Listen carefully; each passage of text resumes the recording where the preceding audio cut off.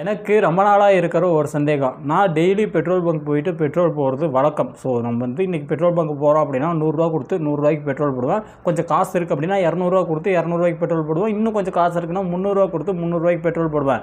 ஏன்டா எல்லாரும் போகிற மாதிரி தான் நீயும் போடுற, இதில் ஏடா வந்து வித்தியாசம் இருக்குது அப்படின்னா, ஆமாங்க நான் பெட்ரோல் பங்க் போகிறல நான் மட்டும் தான் வந்து வித்தியாசமாக இருக்குன்னு நினச்சேன். ஆனால் நிறைய பேர் வந்து என்னை விட வந்து வித்தியாசமாக இருக்காங்க. என்ன அப்படின்னா, ஒருத்தர் நான் வந்து பெட்ரோல் போடுறேன் ரூ. 100க்கு பெட்ரோல் போடுறேன்றப்ப இன்னொருத்தர் வந்து பார்த்தீங்கன்னா ரூ. 110 கொடுத்து பெட்ரோல் போடுறாரு, ரூ. 120 கொடுத்து பெட்ரோல் போடுறாரு. என்னடா இது கணக்கு, ஒருவேளை ரூ. 110 ரூ. 120 போட்டால் வந்து அந்த பெட்ரோல் வந்து அதிகமாக வந்துருமா அப்படின்ற அந்த ஒரு சந்தேகம் வந்து எனக்கு இருந்துச்சு.